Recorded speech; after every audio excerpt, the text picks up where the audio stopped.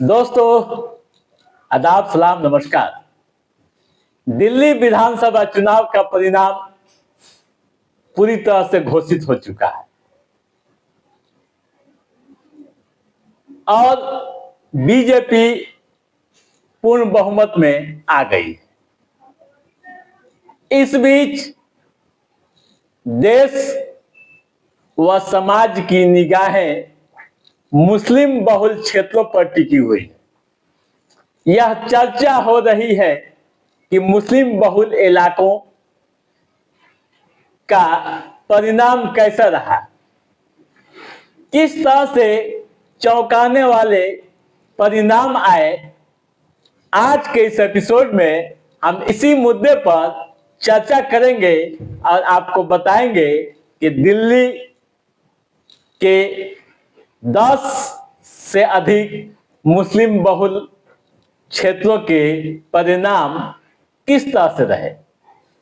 दोस्तों, जैसा कि आप जान रहे हैं कि दिल्ली विधानसभा क्षेत्र की यह 10 सीटें काफी सुर्खियों में रही। एग्जिट पोल भी आए, लेकिन एग्जिट पोल यहां फेल कर गए। कैसे और किस तरह का परिणाम रहा, आइए विधानसभावार हम बात करते हैं। दोस्तों, हम अपनी बात की शुरुआत मटिया महल से करते हैं। मटिया महल से आम आदमी पार्टी के मोहम्मद इकबाल चुनाव जीत गए। 42,724 वोटों से उन्होंने बीजेपी के दीप्ति सिंह को हराया है। तीसरे स्थान पर कांग्रेस के आसिम अहमद खान रहे। ठीक है, अब आइए चलते हैं किरारी। किरारी विधानसभा क्षेत्र से आम आदमी पार्टी के उम्मीदवार अनिल झा चुनाव जीत गए। उन्होंने बीजेपी के प्रत्याशी बजरंग शुक्ला को 21,871 वोटों से हरा दिया है। ठीक है, अब बात करते हैं करावल नगर सीट की।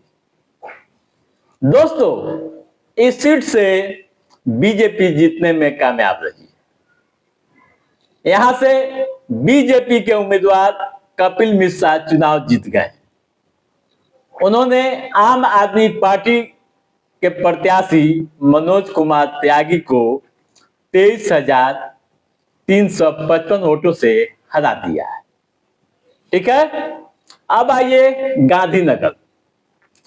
दोस्तों, गांधीनगर सीट से बीजेपी के अरविंदर सिंह लवली चुनाव जीत गए।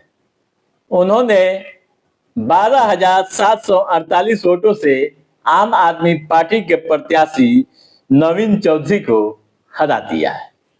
ठीक है, अब आइए बाबरपुर। दोस्तों, बाबरपुर विधानसभा से आम आदमी पार्टी के गोपाल राय चुनाव जीत गए। उन्होंने बीजेपी प्रत्याशी अनिल कुमार वशिष्ठ को 18,994 वोटों से हरा दिया है, यानी इतने वोटों का अंतर रहा है। कांग्रेस प्रत्याशी मोहम्मद इशराक यहां तीसरे स्थान पर है। ठीक है, अब आइए बात करते हैं चांदनी चौक। वही चौक जो हमेशा सुर्खियों में रहती है। चांदनी चौक से बीजेपी को नुकसान हुआ है। यहां से आम आदमी पार्टी अपना सीट बचाने में कामयाब रही है। आप नेता पुनर्दीप सिंह 16,572 वोट से जीत गए।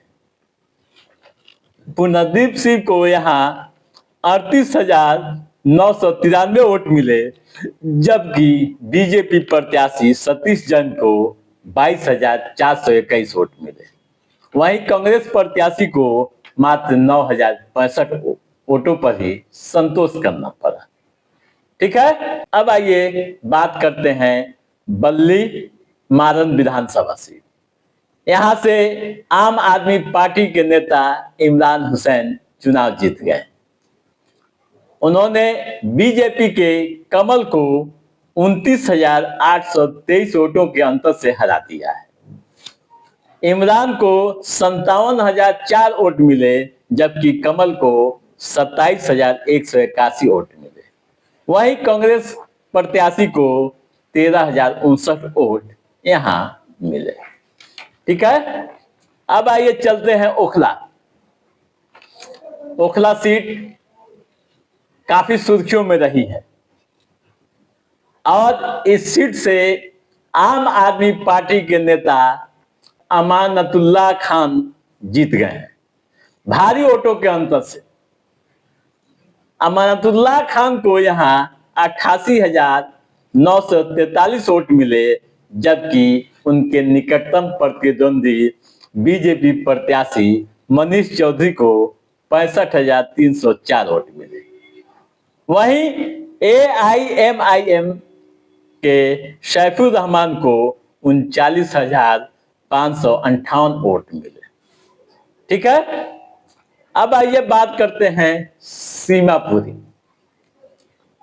सीमापुरी भी काफी चर्चा में रही है। इस सीट से आम आदमी पार्टी के नेता वीर सिंह चुनाव जीत गए।